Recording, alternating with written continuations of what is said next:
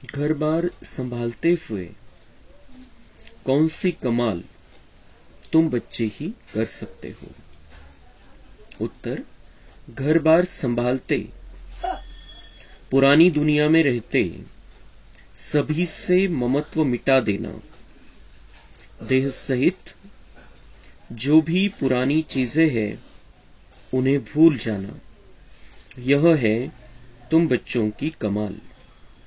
इसे ही सतो प्रधान संन्यास कहा जाता है, जो बाप ही तुम्हें सिखलाते हैं।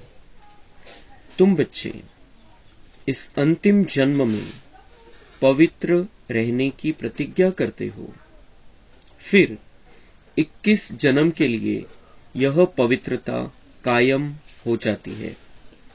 ऐसी कमाल और कोई कर नहीं सकता। ओम शांति। बच्चों को ओम शांति का अर्थ बिल्कुल सहज समझाया जाता है। हर एक बात सहज है। सहज राजाई प्राप्त करते हैं। कहाँ के लिए? सतयुग के लिए। उनको जीवन मुक्ति कहा जाता है। वहां रावण के यह भूत होते नहीं। कोई को क्रोध आता है तो कहा जाता है तुम्हारे में यह भूत है। अच्छा, बच्चों को समझाया है ओम का अर्थ है मैं आत्मा, फिर मेरा शरीर।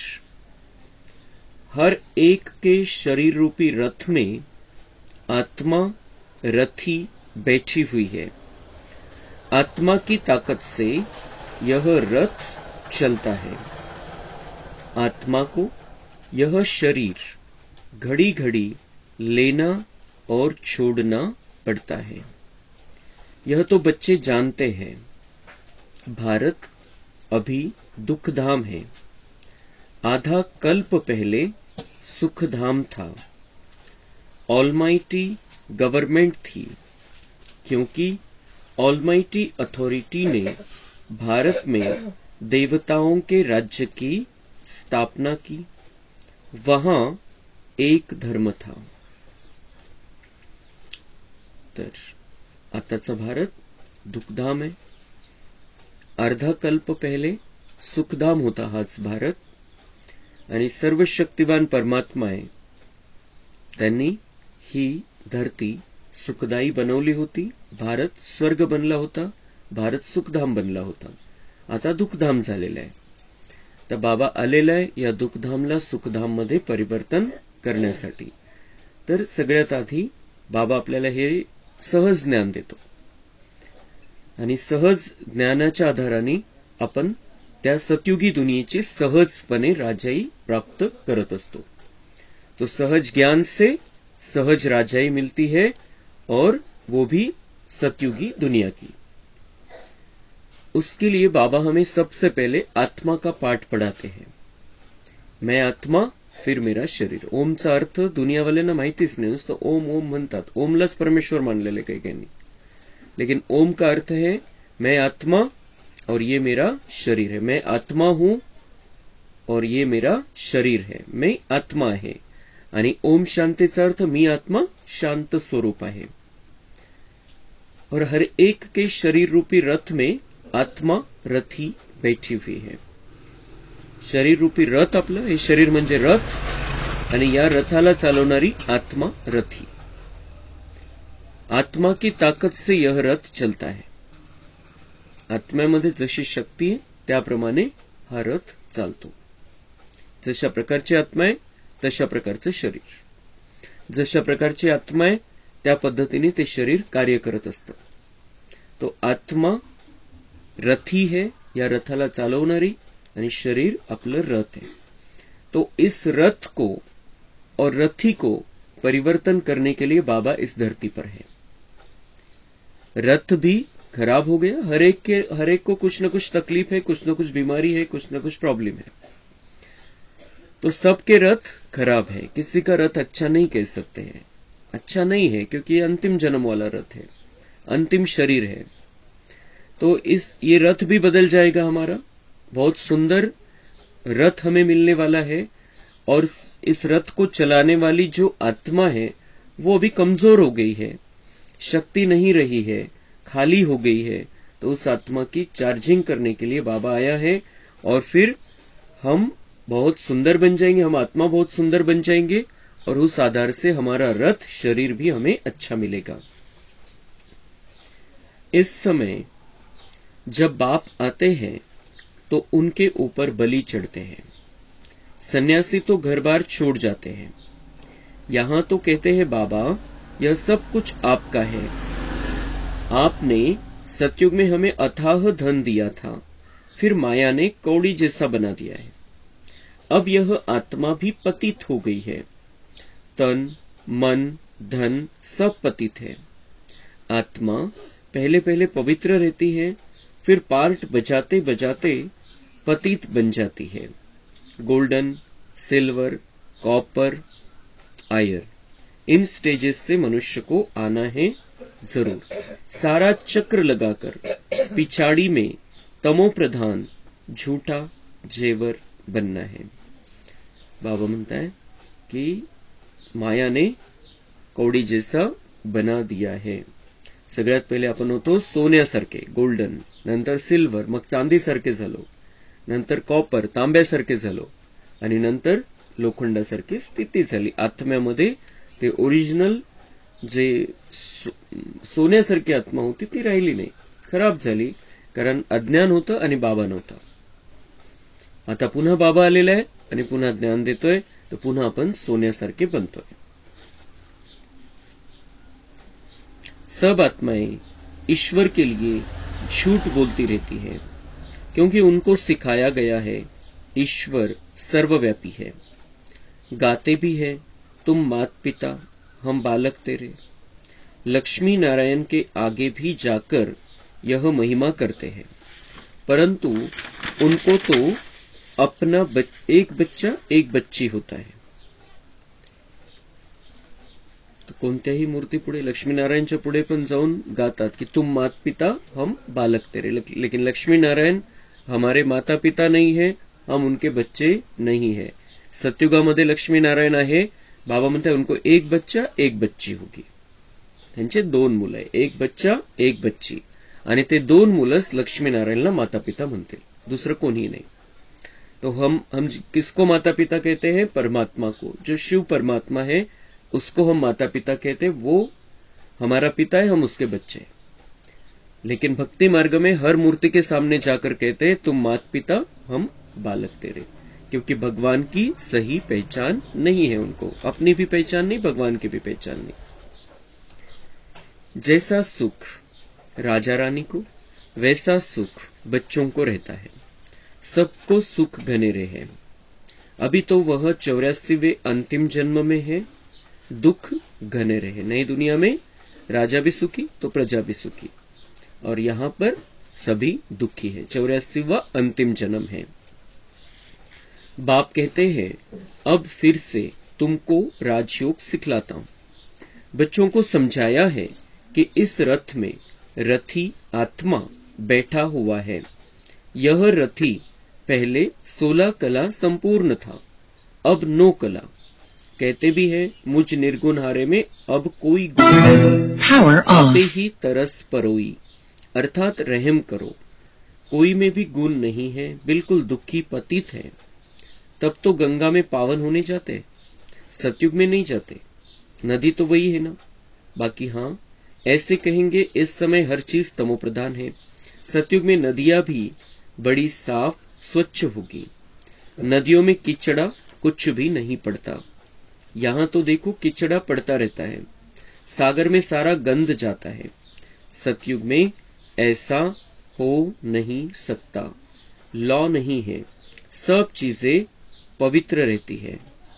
तो बाप समझाते हैं अभी सबका यह अंतिम जन्म है, खेल पूरा होता है। इस खेल की लिमिट ही है 5000 वर्ष। यह निराकार शिव बाबा समझाते हैं। वह निराकार सबसे ऊंच परम धाम में रहने वाला। परम धाम से तो हम सब आए हैं। अभी कलयुग अंत में ड्रामा पूरा हो, फिर से हिस्ट्री रिपीट होती है. तर बाबा म्हणते अभी कलयुग का अंतिम समय है, अंतिम जन्म है, हर चीज तमो प्रधान बन गई है, हर चीज गंदी हो गई है, हर चीज खराब है. और सभी चीजों को, सभी व्यक्तियों को, सारी दुनिया को सतो प्रधान बनाने के लिए बाबा म्हणता है मैं आया हूं. भक्ति मार्ग में तुम गाते आए कि अब मुझ में कोई गुण नहीं है और आप ही मुझ पर रहम करो. भक्ति मार्ग में गाते आए क्योंकि जानते हैं वो दिव्यता नहीं रही, वो श्रेष्ठता नहीं रही. तो बाबा म्हणतात गुण नव्हते, गुण राहिले नाही शिल्लक, ते गुण पुन्हा तुमच्यामध्ये भरण्यासाठी मी आलेलो आहे. इथं गुण नाही, आपल्यामध्ये गुण नाहीये, पतित झालेलो आहे असं समजतात म्हणून गंगेवरती स्नान करायला जातात. त्या गंगा स्नानाने कोणी पवित्रता बनत नाही, पण एक भावना काय की आपण पतित झालेलो आहे आणि गंगा पतित पावनी आहे, तर तिच्यामध्ये स्नान करायला जातात. सतयुगामध्ये तर तो विषयच नाहीये, कारण बुद्धीमध्ये दिव्यता आहे, स्वच्छता आहे आणि त्यामुळे असं नाही वाटत की आपण आपल्यामध्ये काहीतरी कमी आहे, आपल्यामध्ये पाप झालेलं आहे म्हणून आपण धुवायला जायला पाहिजे. उलट तिथं गंगा तर खूप स्वच्छ आहे, खूप पवित्र आहे, कोणत्याही प्रकारचा कचरा नाही. गंगा तिथं पण आहे, इथं पण आहे, सतयुगापासून आहे. तर तिथं तर जायला पाहिजे पावन होण्यासाठी. तिथली गंगा तर खूप स्वच्छ आहे. इथली गंगा खराब झालेली, केचडा पडतो त्याच्यामध्ये, तिच्यात जातात स्नान करण्यासाठी. कारण बुद्धीमध्ये क्लिअर आहे, ही भावना बसलेली आहे की गंगेमध्ये स्नान केल्यामुळे पवित्र होतं आणि आपण पतित झालेलो आहे हे नक्की. तो बाबा कह रहे हैं कि अभी तुम्हें पतित से पावन बनाने के लिए मैं स्वयं आया हुआ हूं. गंगा में स्नान करके कुछ होता नहीं है, पतितपना तुम्हारा खत्म नहीं होता है, और गंगा में स्नान करके अभी शरीर भी स्वच्छ नहीं हो सकता क्योंकि किचड़ा पड़ता रहता है, सगळा कचरा जमा होऊन तिथं जातो. तो अभी ये अंतिम जन्म खेल की लिमिट है. हमें अब अपने सभी पार्ट पूरे करने हैं. सभी पार्ट खत्म करके अभी हम जा रहे हैं परम धाम. तर जायचंय घरी, नाटक संपून आपल्याला घरी जायचंय. अंतिम समयामध्ये आता नाटकामध्ये आपण स्टेजवरती आहे, तर आपल्याला आपला पार्ट खूप चांगला बजावायचा आहे. जाना है ये तो पक्का है, सबको जाना है, सबको लेने के लिए शिव बाबा आया हुआ है. क्योंकि हम दुखी बन गए थे, पतित बन गए थे, खराबी आ गई थी, तकलीफ में थे, टेंशन में थे, सब कुछ सारी खराबियां थी. तो इन सब से मुक्त करने के लिए शिव बाबा आया है, तो घर लेकर जाएगा वो. तर जायचं तर आहे, पण आता आपण शेवटच्या टप्प्यामध्ये, आता आपण खूप पार्ट बजावले, खूप चांगले पार्ट बजावले आतापर्यंत. आता हा अंतिम, आता सगळ्यांच्या नजरेमध्ये आपण आहे, स्टेजवरती आहे, सगळे बघताय आपल्याकडे, तर आपला पार्ट आता खूप चांगला झाला पाहिजे, श्रेष्ठ झाला पाहिजे, दिव्य असा पार्ट झाला पाहिजे. हे जेव्हा आपण हे ऐकतो कि अब खेल पूरा हुआ है, अब घर जाना है, 84 जन्म पूरे हो रहे हैं, तो अभी अंतिम फायनल आहे आता, तर खूप चांगला पार्ट बजावायचा आहे. दिव्यतेने भरलेला असा पार्ट आपला आता असला पाहिजे. सगळ्यांच्या कल्याणाचा पार्ट आपल्याला आता बजवायचा आहे. सगळे आपल्याकडे बघतील तर त्यांना असं वाटलं पाहिजे की ये कैसी आत्मा है, कितने श्रेष्ठ है ये, कितनी दिव्यता है इनके अंदर, और फिर इनमें ये दिव्यता कहां से आ रही है, हा प्रश्न त्यांच्या मनामध्ये निर्माण झाला पाहिजे. म्हणजे अंतिम समयाला जे काही थोडंफार भाग्य त्यांना बनवता येईल ते बनवून घेतील, आपल्याकडे बघून बाबांशी जुडतील आणि त्यांचं भाग्य बनेल. म्हणून आता घरी जायचंय, पण घरी जाण्याच्या आधी आपल्याला स्वतःला गुणवान बनवून घ्यायचंय, संपन्न बनवून घ्यायचंय आणि दुनियावाल्यांना तशी प्रेरणा द्यायची, त्यांचे कल्याण करायचे. मनुष्य जो भी गीता आदि शास्त्र पढ़ते आए हैं वह बनते हैं द्वापर में. यह ज्ञान तो प्रायः लोप हो जाता है, कोई राजयोग सिखला न सके. उन्हों के यादगार लिए पुस्तक बनाते हैं, वह खुद तो पुनर्जन्म में आने लगे, उनके यादगार पुस्तक रहने लगे. बाबा म्हणतात ये ज्ञान लोप हो जाता है, राजयोग कोणी शिकवत नाही. मग हे थोडंफार काही आठवतं, काही पॉइंट इकडचे तिकडचे, या राजयोगामध्ये जे शिकलेले पॉइंट्स आहे ते 2500 वर्षानंतर काही आत्म्यांना आठवतात, काही पॉइंट्स त्या शास्त्रामध्ये टाकले जातात. आणि मग ते जे ज्ञान दिलेलं आहे, कोणी ज्या धर्मपित्यांनी ज्ञान दिलेलं आहे त्यांचं यादगार म्हणून त्यांनी जे काही शिकवण दिलेली आहे, त्यांना जे काही आठवलं, ज्ञानातलं काही आठवलं किंवा काही त्यांच्या बुद्धीचं, तर ते शास्त्रामध्ये आलं, शास्त्रामध्ये ते लिहून काढले गेलं आणि नंतर बाबा म्हणते वो तो पुनर्जन्म में आते, ते तर दुसऱ्या जन्मामध्ये आले. असं नाही की त्यांनी मग वरती जाऊन कल्याण केलं सगळ्यांचं, त्या धर्मामध्ये आलेल्यांचं कल्याण केलं. बाबा म्हणते उनके पुस्तक बनते रहते हैं और वो पुनर्जन्म में आते हैं. अब देवी देवता धर्म की स्थापना होती है संगम पर. बाप आकर इस रथ में विराजमान होते हैं. घोड़े गाड़ी की बात नहीं, इस रथ में साधारण बूढ़े तन में प्रवेश करते हैं. वह है रथी. गाया भी जाता है ब्रह्मा द्वारा ब्राह्मण रचे. यह है मुख वंशावली ब्राह्मण. सब बच्चे कहते हैं हम ब्रह्मा की मुख वंशावली बीके हैं. यह ब्रह्मा भी एडॉप्ट किया हुआ है. बाप खुद कहते मैं इस रथ का रथी बनता हूँ, इसको ज्ञान देता हूँ, शुरू इनसे करता हूँ, कलश देता हूँ माताओं को. माता तो यह भी ठहरी ना, पहले पहले यह बनते हैं फिर तुम. इनमें तो वह विराजमान है, परंतु सामने किसको सुनाए. फिर आत्माओं से बैठ बात करते हैं. और कोई विद्वान आदि नहीं होगा जो ऐसे आत्माओं से बैठ बात करे कि मैं तुम्हारा बाप हूँ, तुम आत्माएं निराकार हो, मैं भी निराकार हूँ, मैं ज्ञान का सागर स्वर्ग का रचयिता हूँ, मैं नरक नहीं रचता हूँ. यह तो रावण माया नरक बनाती है. बाप कहते हैं मैं तो हूं ही रचयिता, तो जरूर स्वर्ग ही बनाऊंगा. तुम भारतवासी स्वर्गवासी थे, अब नरकवासी बने हो. नरकवासी बनाया रावण ने, क्योंकि आत्मा रावण की मत पर चलती है. इस समय तुम आत्माएं राम, शिव बाबा, श्री श्री की श्रीमत पर चलते हो.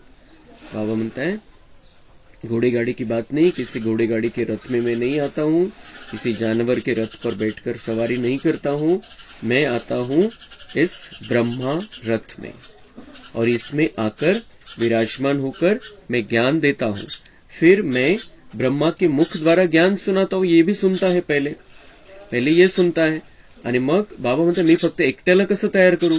मग त्याच्या मुखाच्या द्वारे मग मी आत्म्यांना ज्ञान द्यायला सुरुवात केली आणि ब्राह्मण रचले. ती त्या दुनियेमध्ये जाण्यासाठी काय पाहिजे, कोणती पात्रता पाहिजे ते मी शिकवायला सुरुवात केली.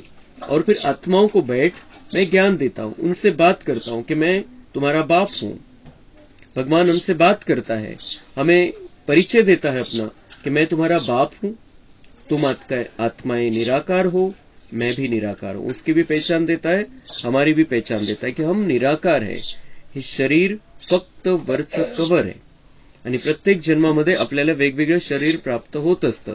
आपण शरीर नाहीये, आपण शरीर बदलत असतो. आपण आत्मा आहे, आत्म्याचा प्रवास चाललेला आहे. तो परमात्मा हमसे बात करता है कि हाँ वो हमारा बाप है, परमात्मा हमारा बाप है, हम उसके बच्चे निराकार आत्माएं हैं. फिर वो बात करता है मैं ज्ञान का सागर स्वर्ग का रचयिता हूं, मी ज्ञानाचा सागर आहे आणि स्वर्ग रचून देतो तुम्हाला. मैं नरक नहीं रचता हूं, ही दुनिया नाही स्थापन करत बाबा. भक्ती मार्गामध्ये सांगितलं गेलं द्वापरच्या शेवटी श्रीकृष्ण आला, त्याने ते गीतेचं ज्ञान दिलं आणि त्यामध्ये सांगितलं गेलं कि मैं अधर्म का नाश करता हूं और सत्य धर्म की स्थापना करता हूं.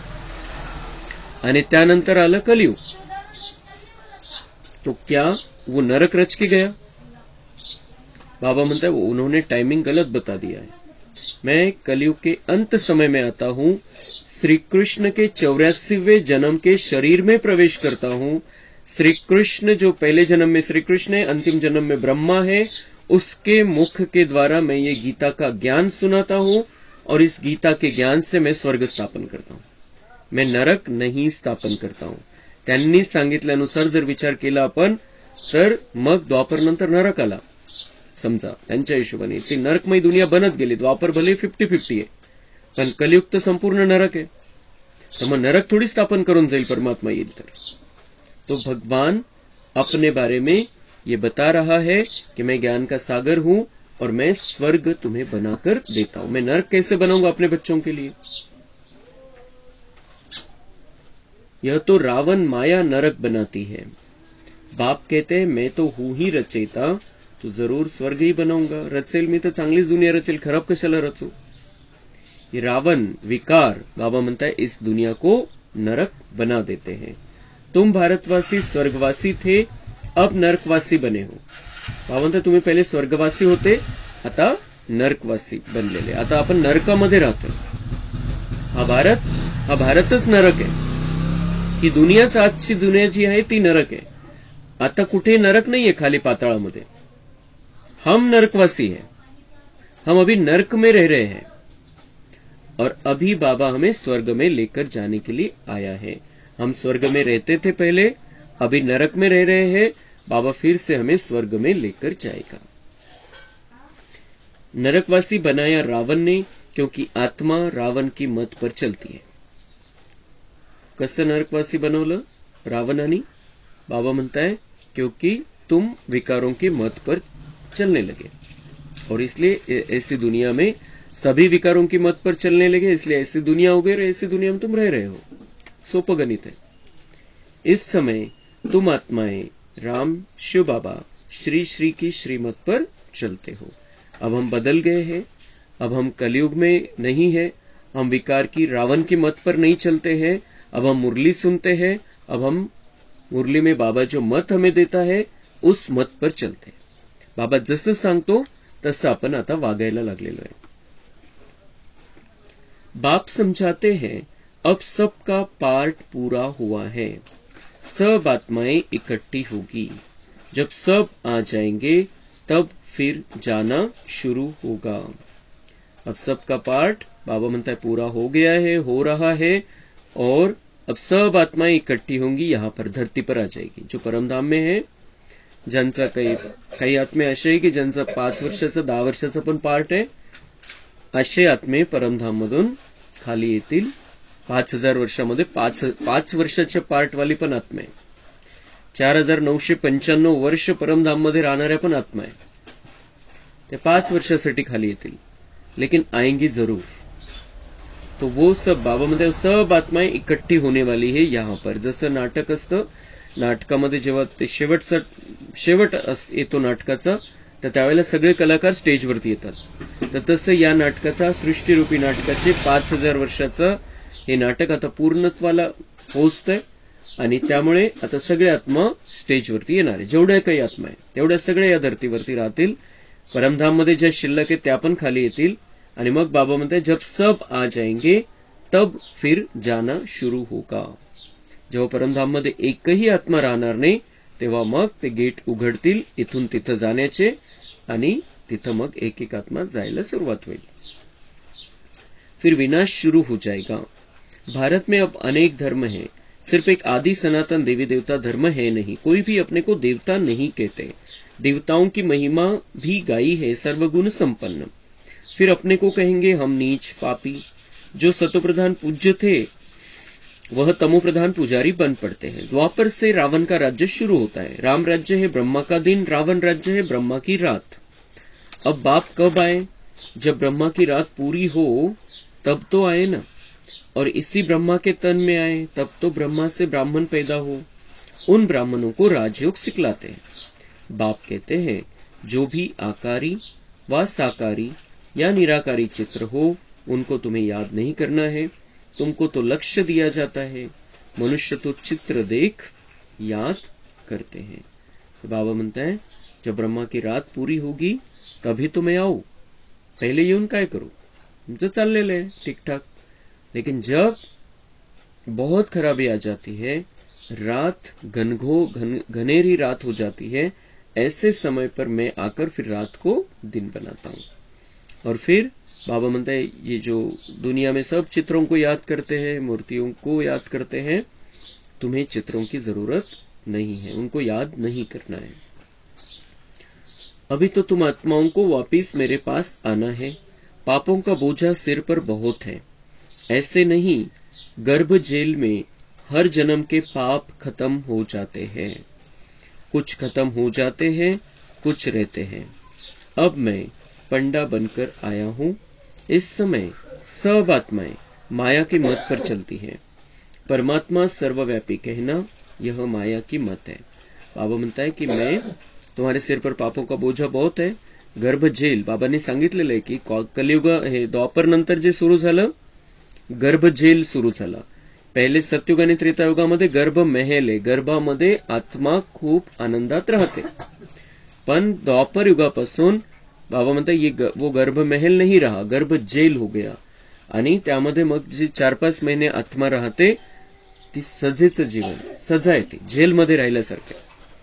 पण त्यामध्ये बाबा म्हणताय की त्या जन्माचे संपूर्ण जन्माचे पाप त्याच्यामध्ये नाही कटत.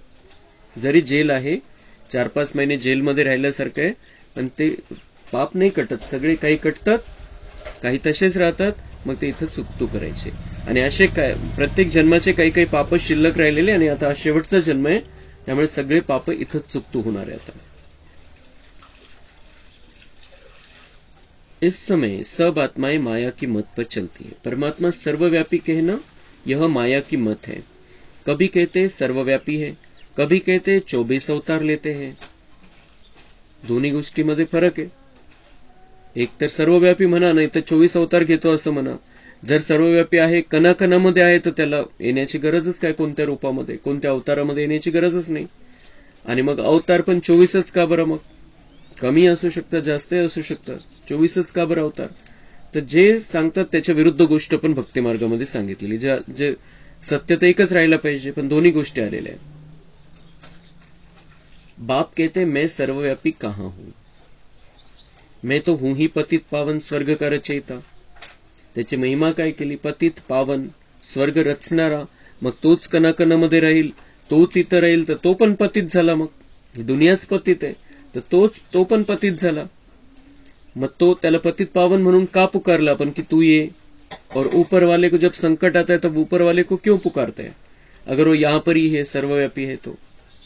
तर या सगळ्या विरुद्ध गोष्टी आलेल्या भक्ती मार्गामध्ये. म्हणून बाबा सत्य परिचय देतो की मैं सर्वव्यापी नहीं हूं, मेरे कर्तव्यों को देखो, मुझे पतित पावन कहा जाता है, स्वर्ग का रचयिता कहा जाता है. तो मैं आता हूं और पावन दुनिया बनाता हूं, स्वर्ग रचता हूं, आत्माओं को पावन बनाता हूं, पतितों को पावन बनाता हूं. ये मेरा पार्ट है. जर इथंच कणाकणामध्ये अटकून राहिलं तर कसा पार्ट बजावणार?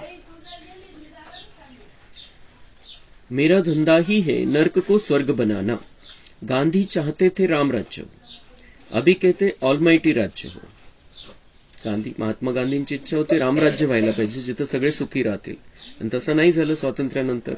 आता काय इच्छा आहे राज्यकर्त्यांची की आपला देश शक्तिशाली झाला पाहिजे, आणि त्याच्याकडे आपली वाटचाल पण चालू आहे.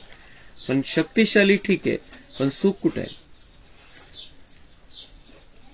तो अभी कहते ऑलमाइटी राज्य हो, वन रिलीजन हो. स्वर्ग में तो है ही एक धर्म एक राज्य, वहां कोई पार्टीशन नहीं था. बाप कहते मैं यूनिवर्स का मालिक नहीं बनता हूं. विश्व का मालिक बाबा हमें बनाता है, वो खुद नहीं बनता है. और ऐसा विश्व जहां कोई पार्टीशन नहीं, एक धर्म एक राज्य सत्ता, तुमको बनाता हूं. फिर बाबा म्हणता है मैं यूनिवर्स का मालिक नहीं बनता हूं, तुमको बनाता हूं. फिर रावण आकर तुमसे राज्य छीनता है. अभी है सब तमो प्रधान पत्थर बुद्धि, सतयुग में है पारस बुद्धि. यह बाप समझाते हैं, रथी बैठे हैं, आत्मा ही बात करती है, तो इनकी आत्मा भी सुनती है. कहते हैं बच्चे कोई भी चित्र को नहीं देखो, माम एकम याद करो, बुद्धि योग ऊपर लटकाओ, जहां जाना है उनको ही याद करना है. एक बाप बस दूसरा न कोई, वही सच्चा पातशाह है, सच सुनाने वाला. तो तुम्हें कोई भी चित्रों का सिमरन नहीं करना है. यह शिव का जो चित्र है उनका भी ध्यान नहीं करना है, क्योंकि शिव ऐसा तो है नहीं. जैसे हम आत्मा है वैसे वह परमात्मा है.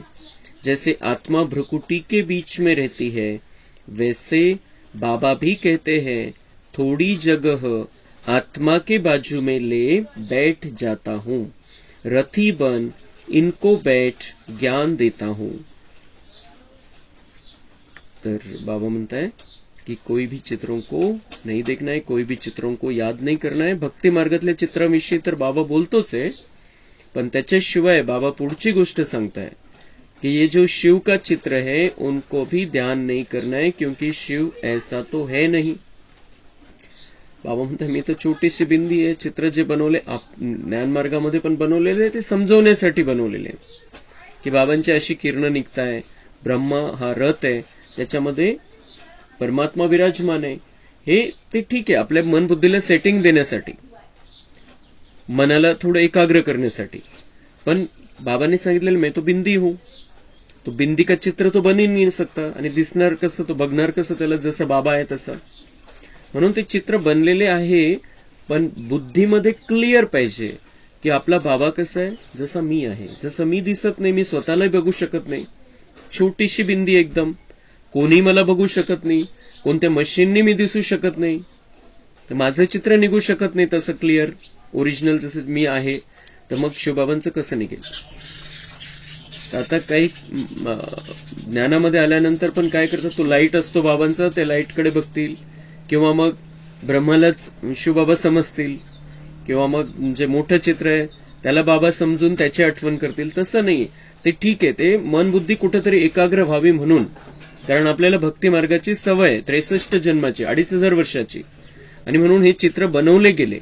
ते बाकीचे चित्र तर बरोबर आहे, प्रदर्शनीचे जे चित्र आहे ते तर सगळ्यांना समजवण्यासाठी, आपल्या बुद्धीमध्ये ज्ञान येण्यासाठी ते तर आवश्यक आहेच.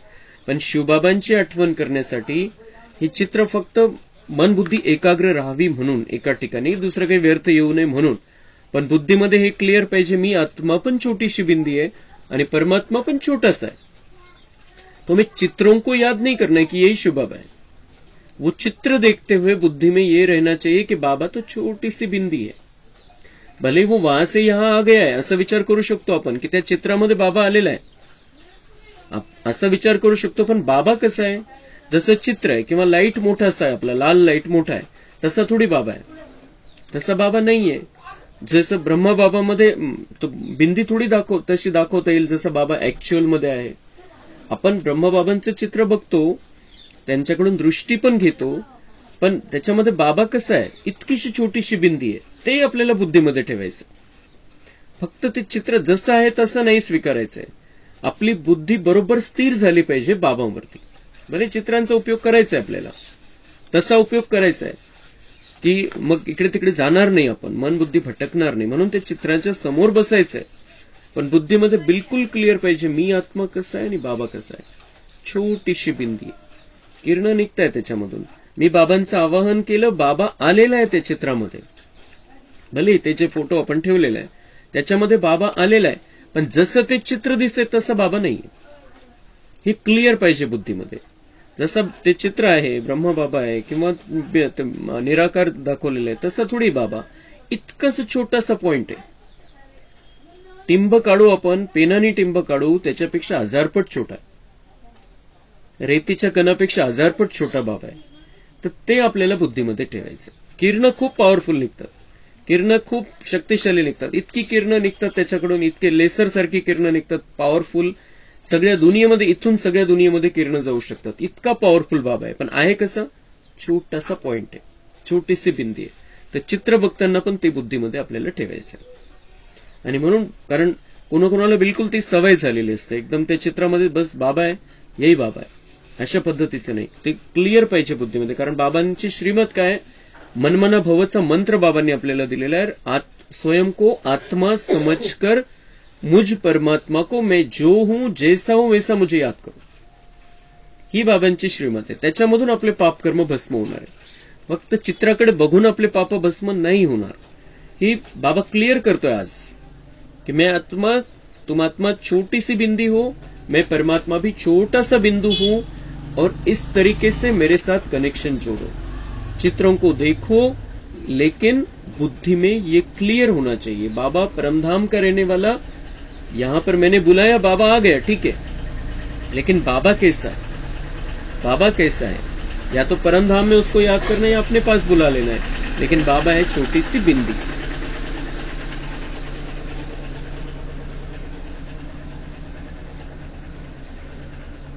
इनकी आत्मा में ज्ञान नहीं था, पतित थी. ब्रह्मा बाबाविषयी बाबा म्हणता है कि इनकी आत्मा में भी ज्ञान नहीं था और ये आत्मा भी पतित बन गई थी. ब्रह्मा बाबा भी, बाबा म्हणता है, पतित बन गई थी ये आत्मा भी. इनको भी पावन बनाने के लिए आया और सब बच्चों को पावन बनाने के लिए मैं ही आता हूं. जैसे इनकी आत्मा रथी बोलती है शरीर से, वैसे मैं भी इन ऑर्गन से बोलता हूं. नहीं तो कैसे समझाऊ. बाबा म्हणतात मला याच्या शरीराचा आधार घ्यावा लागतो. जसे हे आपलं मुख वापरतात, ब्रह्माबाबा जसं आपलं मुख वापरतात आणि बोलतात, तसं मी पण त्यांच्या बाजूला येऊन बसतो आणि त्यांचं मुख वापरतो. नाही तर मग समजवणार कसं? माझं तर स्वतःचं शरीर नाहीये, स्थूल आपलं हाडामासाचं पण शरीर नाहीये आणि लाईटचं पण शरीर नाहीये बाबांना. बाबा तर फक्त बिंदी आहे. तर बाबा म्हणतात मला समजवायचंय, तर मग मी याच्याच मुखाचा आधार घेतो, मध्ये त्याच्या बाजूला येऊन बसतो. ती आत्मचित आहे, त्याच्या बाजूला येऊन बसतो आणि या मुखाच्या आधाराने तुम्हाला समजवतो. ब्राह्मण रचने के लिए ब्रह्मा जरूर चाहिए, जो ब्रह्मा फिर नारायण बनेगा. अभी तुम ब्रह्मा की औलाद हो, फिर सूर्यवंशी श्री नारायण के घराने में आ जाएंगे. बच्चों को समझाया है, यह शास्त्र आदि सब भक्ति मार्ग के हैं, फिर भी यही बनेंगे जो पढ़ते पढ़ते तमो प्रधान बन जाते हैं. सतयुग से त्रेता हुआ, त्रेता से द्वापर, कलयुग हुआ, पतित बने, तब तो पतित पावन आकर पावन बनाएंगे न. शास्त्र किसी को पावन बना न सके. अभी तो बिल्कुल ही कंगाल बन पड़े हैं, लड़ते झगड़ते रहते हैं, बंदर से भी बदतर है. बाबा म्हणता है ये शास्त्र किसी को भी पावन बना नहीं सके, इसीलिए तो अभी यह हालत हो गई है. कंगाल हो गई है सभी आत्माएं, लड़ते झगड़ते रहते हैं, बंदर से भी बदतर है. बंदर में 5 विकार बहुत कड़े होते हैं. देह अहंकार भी बंदर जैसा और कोई में नहीं होता है.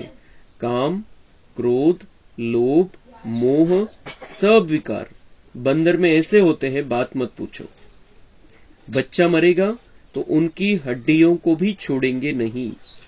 मनुष्य भी आजकल ऐसे है. बाबा म्हणता है बंदर में 5 विकार है, मनुष्य भी बंदर जैसे हो गए. काम, क्रोध, लोभ, मोह, अहंकार सब है बंदर में. माकडामध्ये सगळे आपण बघतो त्याला आपण 5 मिनिट बघितलं तरी लक्षात येईल त्याच्यामध्ये काय काय.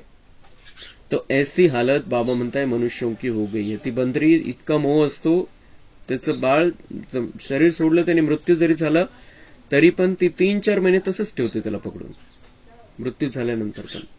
तो इतना मोह है. बाबा म्हणता है यहाँ पर भी मनुष्य भी बंदर जैसे हो गए हैं, और बंदर जैसों को बाबा म्हणता है मैं मंदिर लायक बनाता हूं.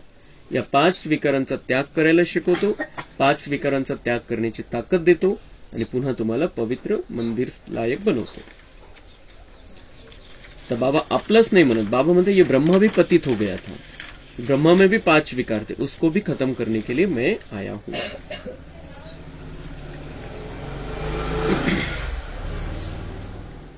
मैंने तुमको राजयोग सिखाया, तुम फिर कहते हो श्री कृष्ण सभी का बाप, स्वर्ग का रचयिता है.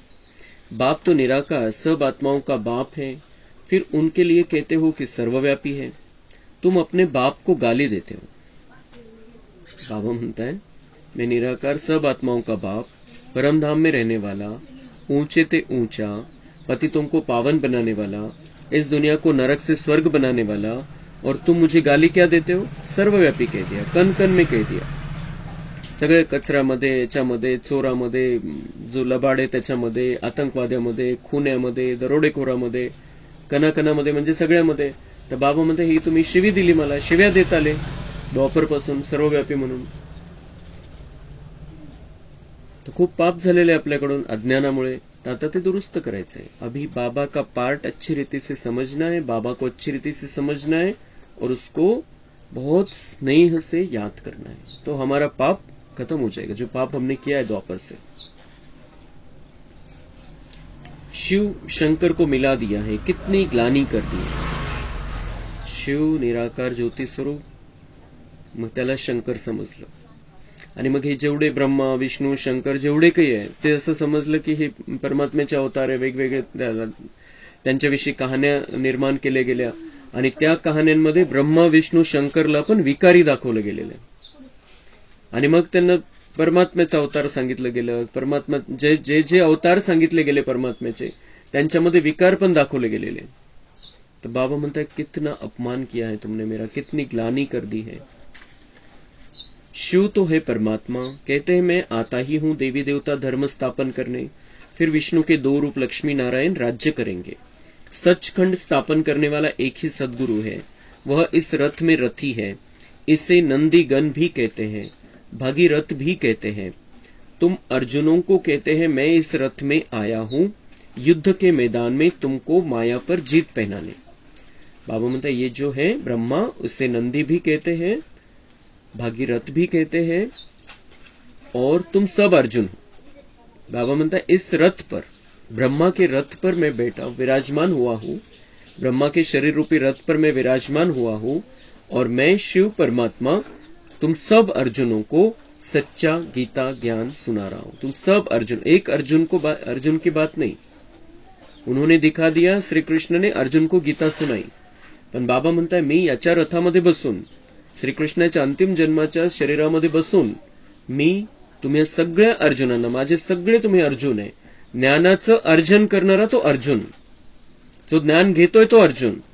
तो बाबा म्हणते मैं तुम सब अर्जुनों को ये गीता का ज्ञान सुना रहा हूं, तुम सब युद्ध के मैदान पर हो, हमें माया से युद्ध लड़ना है और उस पर जीत हासिल करनी है, और उसके लिए बाबा हमें ट्रेनिंग दे रहा है। सतयुग में न रावण होता न जलाते, अभी तो रावण को जलाते रहेंगे। अच्छा, मीठे मीठे सिक्के लधे बच्चों प्रति माता पिता बाप दादा का याद प्यार और गुड मॉर्निंग। रूहानी बाप की रूहानी बच्चों को नमस्ते। हम रूहानी बच्चों की रूहानी बाप दादा को याद प्यार, गुड मॉर्निंग, नमस्ते। वहां बाबा वहां, शुक्रिया बाबा शुक्रिया। धारणा के लिए मुख्य सार है, कोई भी चित्र का सिमरन नहीं करना है, विचित्र बाप को बुद्धि से याद करना है, बुद्धि योग ऊपर लटकाना है। वापस घर चलना है, इसलिए देह से सब पुरानी चीजों से ममत्व निकाल देना है, संपूर्ण पावन बनना है। वरदान है, बाप के राइट हैंड बन हर कार्य में सदा एवर रेडी रहने वाले मास्टर भाग्य विधाता भव।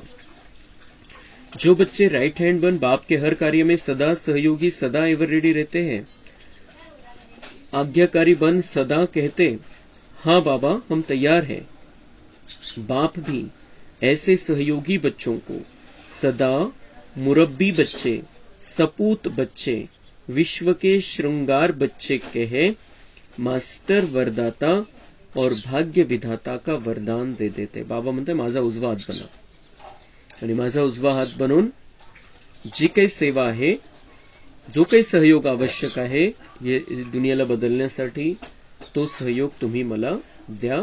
माझा उजवा हात बनून माझ्या सोबतच माझं कार्य सांभाळा।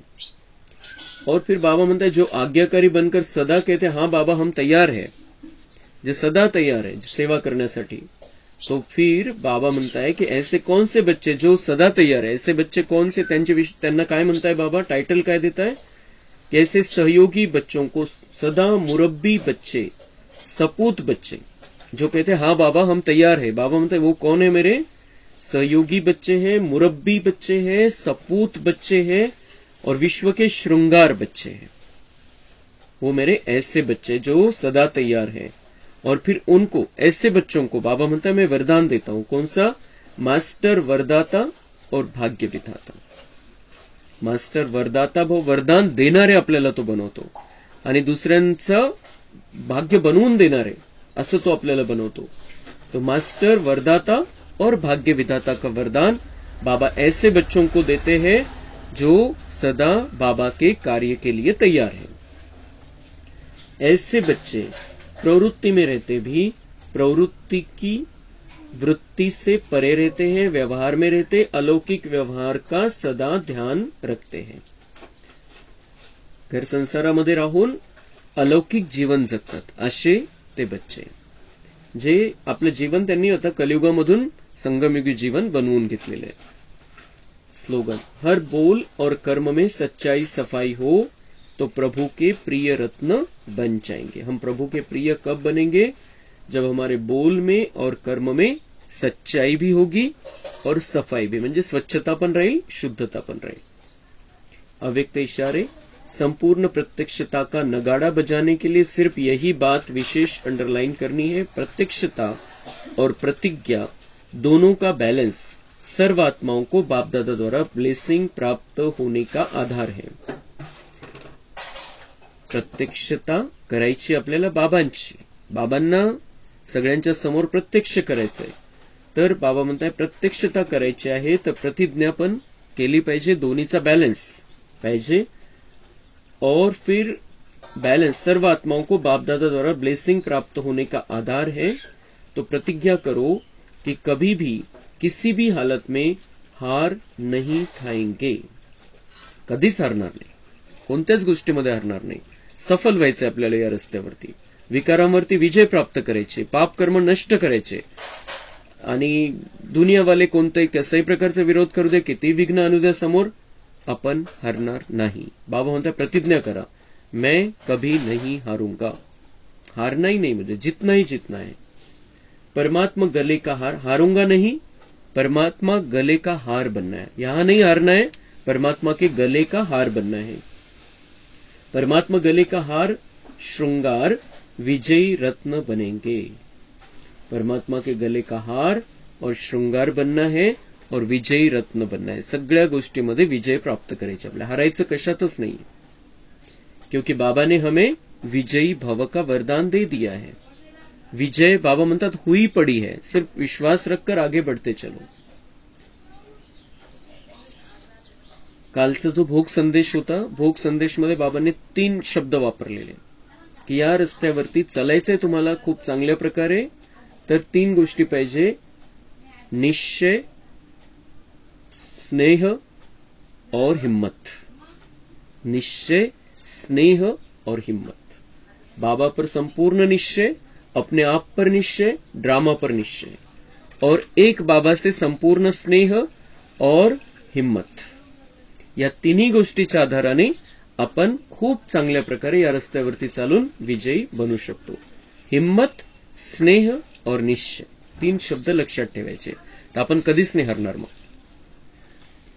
ऐसी प्रतिज्ञा करना अर्थात प्रत्यक्ष सबूत देना ही परमात्मा प्रत्यक्षता का आधार है. अच्छा, ओम शांति. कम बोलो, धीरे बोलो, मीठा